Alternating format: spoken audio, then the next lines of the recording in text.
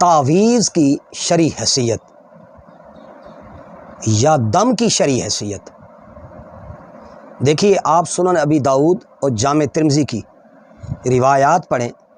تو ان روایات میں ہے کہ نبی علیہ الصلوۃ والسلام نے فرمایا جب تم میں سے کوئی اپنی خوابگاہ سے، اپنے بستر سے گھبرا جائے تو اسے چاہیے کہ وہ یہ کلمات پڑھے۔ وہ کیا پڑھے؟ یہ کلمات، وَمِنْ ہَمَزَاتِ الشَّیطان، اور یہ کلمات کہے کہ اعوذ بکلمات اللہ التامۃ من شر ما خلق۔ تو لہٰذا اللہ تعالیٰ کی ناراضی اور اس کے غضب سے پناہ مانگے، اور اس کے عذاب، اس کے بندوں کے شر، شیطان کی حاضری اور اس کے وسوسوں سے اللہ کی وہ پناہ مانگے، تو تمہیں وہ برے خواب اور شیطان نفس جو ہے تمہیں کسی قسم کی تکلیف نہیں پہنچائے گا۔ حضرت عبداللہ بن عمر رضی اللہ تعالیٰ عنہ سے مروی ہے کہ وہ اپنی بالغ اولاد کو یہ کلمات سکھا دیتے تھے، اور اپنے نابالغ بچوں کے گلے میں، جو بچے پڑھ نہیں سکتے تھے، چھوٹے بچے ہوتے تھے، ان کے گلے کے اندر اس طرح کے کلمات لکھ کر لٹکا دیتے تھے، گلے میں ڈال دیتے تھے۔ تعویذ کا معنی کیا ہے؟ لٹکا دینا، تو لہٰذا وہ تعویذ بنا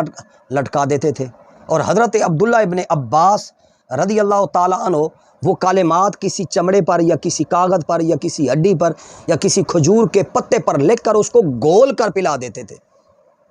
یہ مصنف ابن ابی شیبہ کی روایت ہے کہ حضرت عبداللہ ابن عباس رضی اللہ تعالیٰ عنہ فرماتے ہیں جب عورت پر بچے کی ولادت، ڈیلیوری، زچہ بچہ کی، یعنی جب ڈیلیوری کیس مشکل ہو جائے تو ایک کاغذ پر یہ 2 آیات اور کلمات لکھے جائیں، پھر اسے پانی میں گول کر اس عورت کو پلا دیا جائے تو اللہ تبارک و تعالیٰ ولادت کی تکلیف کو آسان فرما کر بچہ کا تولد ہو جاتا ہے۔ اور یہ 1400 سال سے مسلسل لوگ اس کیفیت میں، جب عورت کے یہاں بچے کی ولادت ہوتی ہے، وہ مشائخ سے، بزرگوں سے، علماء سے گڑ یا چینی یا نمک یا کوئی اس طرح کی چیزیں، جانوروں کے لیے بھی اور انسانوں کے لیے بھی اس طرح، تو نبی علیہ الصلوۃ والسلام نے، یعنی دیکھیں یہ ہیں اس بات کی روایات، یہ کیا ہیں؟ اس بات کی روایات ہیں، اور یہ 1 2 3 4 5 نہیں ہے، 50 روایات ہیں اس طرح کی۔ اب اس طرح کی ایک اور حدیث بھی موجود ہے کہ نبی علیہ الصلوۃ والسلام نے فرمایا جو تمیمہ لٹکائے اور اللہ تعالیٰ اس کا کام مکمل نہ فرمائے، نبی علیہ الصلوۃ والسلام نے تمیمہ لٹکانے والے کے بارے میں یہ کلمات ارشاد فرمائے، اور نبی علیہ الصلوۃ والسلام نے جو ارشاد فرمایا جو تمیمہ لٹکائے اللہ تعالیٰ اسے اس کے سپرد کر دے۔ اب حضرت عبداللہ ابن مسعود رضی اللہ تعالیٰ عنہ نے اپنی باندی کے گلے میں تعویذ دیکھا تو اسے کھینچ کر توڑ دیا اور فرمایا یہ جو ہے آل مسعود، یعنی حضرت عبداللہ ابن مسعود رضی اللہ تعالیٰ عنہ کہ گھر والے جو ہیں وہ اس شرکیہ تمیمہ سے بیزار ہیں۔ اب سوال یہ پیدا ہوا کہ کیا احادیث طیبہ میں تعویذات کے متعلق کیا تعارض، تناقض پایا جاتا ہے کہ نبی علیہ الصلوۃ والسلام نے ایک مقام پر تمیمہ لٹکانے کو منع کیا اور نبی علیہ الصلوۃ والسلام نے فرمایا اللہ تعالیٰ اس کا کام مکمل نہ کرے، اور جو تمیمہ لٹکائے اللہ تعالیٰ وہ جو کلمات ہیں ان کے سپرد کر دے۔ تو لہٰذا اب سوال یہ ہوا کہ اس جگہ ممانعت کیا ہے؟ تو محدثین نے کہا کہ اس ممانعت کی وجہ وہ لوگ تھے جن کا عقیدہ یہ ہے کہ دم اور تعویذ مؤثر حقیقی ہے،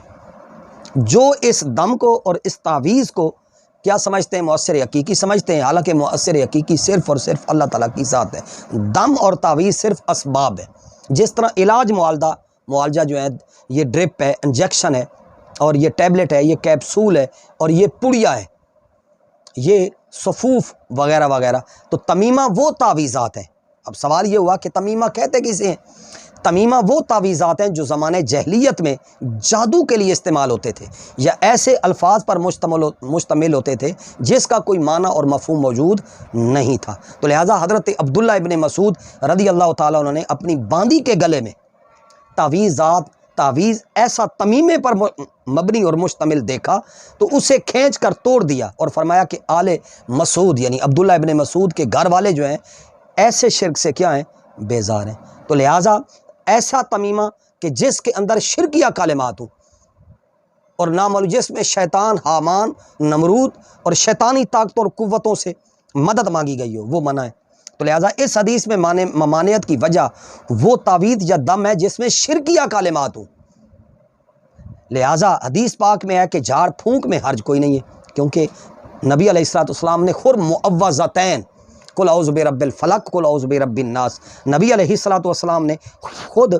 رات کو سوتے ہوئے سیدہ ام المومنین عائشہ صدیقہ رضی اللہ تعالیٰ عنہ بیان کرتی ہیں کہ نبی علیہ السلام جب بستر پر تشریف لے آتے، آرام فرمانے لگتے، تو نبی علیہ السلام کچھ پڑھتے اور میں نے خود معوذتین کو، آخری دونوں صورتوں کو بآواز بلند میرے کانوں نے سنا کہ حضور یہ پڑھ رہے ہیں، اور اپنے دونوں ہاتھوں کے پوروں پر دم کرتے اور پورے جسم پر پھیرتے۔ تو لہٰذا نبی علیہ السلام نے خود دم کی اجازت بھی دی اور حکم ارشاد بھی فرمایا، تو لہٰذا تعویذ اور دم سے منع بھی فرمایا۔ تو جس کا معنی اور مفہوم معلوم نہ ہو سکتا ہے کہ اس میں کلمات کوئی کفریہ ہوں اور شرکیہ ہوں، تو لہٰذا جہاں منع کیا گیا ہے تو منع کے بارے میں وہ تعویذات ہیں اور دم اور جادو ٹونے پر مشتمل وہ کلمات ہیں، اس لیے وہ جائز نہیں ہے۔ لہٰذا منع کا بھی سبب موجود ہے، اور اس بات کا بھی وہ بھی نبی علیہ السلام نے واضح فرما دیا کہ بعض جگہ ان تعویذات اور دم سے منع فرمایا جو برے کاموں کے لیے استعمال کیے جاتے ہیں، مثلا میاں بیوی کے درمیان پھوٹ ڈالنے کے لیے، پھوٹ ڈلوانے کے لیے، آپس میں دشمنیاں، نفرتیں، عداوتیں پیدا کرنے کے لیے۔ تو لہٰذا پہلے دم اور یہ تعویذ ممنوع تھے، بعد میں ان کی کیا کر دی گئی؟ اجازت دے دی گئی۔ تو لہٰذا بعض ائمہ نے اس کی تطبیق میں شرکیہ کلمات، ممنوع کلمات، مجہول کلمات کو منع پر قیاس کیا، اور بعضوں نے یہ کہا کہ ابتدا میں منع تھا، بعد کے اندر کیا ہے، اس کی اجازت دے دی گئی۔ تو لہٰذا بعد کے اندر جو ہے وہ کیا ہے، منسوخ، یعنی پہلے والا حکم جو کیا تھا وہ منسوخ ہو گیا۔ لہٰذا دم کرنے کی احادیث کے اندر بھی بہت ساری چیزیں موجود ہیں کہ حضور سید عالم صلی اللہ علیہ وآلہ وسلم کی بارگاہ کے اندر ایک آدمی کو سانپ نے ڈس لیا تو نبی علیہ السلام نے خود دم کرنے کی اجازت دی، اور ایک صحابہ کا گروہ تھا جو حالت سفر میں جا رہا تھا، تو اور وہاں کسی آدمی کو سانپ نے ڈس لیا، اور وہ جو ہے نا تلاش کرتے تھے کہ کوئی بندہ، انہوں نے کہا کہ وہ فلاں یعنی مسافر ہیں، وہ فلاں جنگل کے فلاں کونے پر بیٹھے ہیں، تو وہ اس صحابی نے جا کر بیان کیا، انہوں نے کہا کہ ہاں ہمارے پاس عمل موجود ہے، تو سورہ فاتحہ پڑھی گئی، اور اس یعنی بستی کے رہائشی لوگوں نے ان کی ضیافت نہیں کی تھی، انہوں نے بکری دی۔ تو اب یہاں سے علماء نے یہ کہا کہ یہ دم جو ہے کیا اس کی اجرت لینا بھی جائز ہے یا نہیں؟ تو فقہاء نے یہ کہا کہ اس کی اجرت لینا بھی جائز طریقے سے درست ہے۔ تو لہٰذا جس منتر سے نبی علیہ السلام نے منع فرمایا اسے عربی میں نشرہ کہتے ہیں،